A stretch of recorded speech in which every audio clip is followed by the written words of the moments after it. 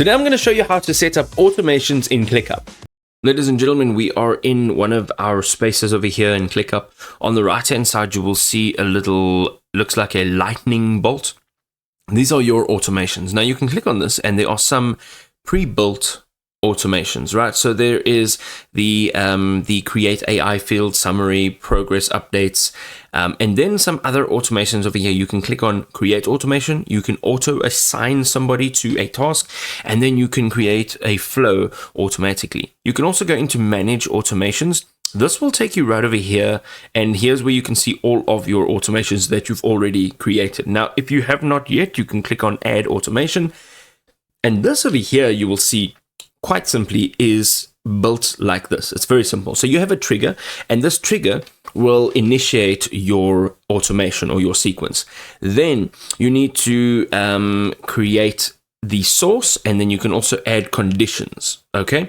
So for example, if you are creating a trigger task, or a subtask, or tasks and subtasks, you can do whichever one fits best. Now, if the task is created, or any one of these fields over here, for example, I'm going to use created.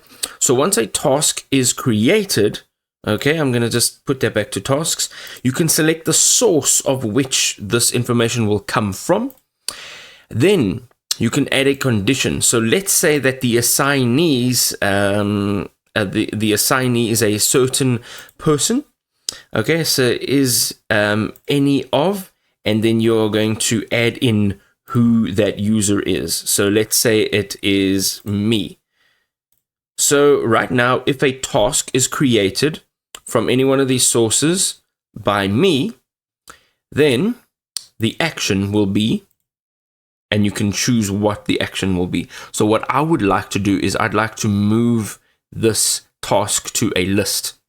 You can now select your list name. So I'm just going to select this for an example. And then you can also select to move and keep it in your current list. So you basically, if you're checking that box, you are making a copy of. And then you can also click over here, add a condition. So you can add any type of condition that you can see in over here. Once you actually have chosen all of the parameters, you'll see at the bottom over here, it says when a task is created and the condition is true, which is this condition here, then you move that task to a list automatically. You can add a description, and then you can add a name to this automation rule, and you can click on create. This now will be active. If you want to toggle this activity off, you can go and use it right over here. You can edit it, duplicate it, delete it, and find when it was created.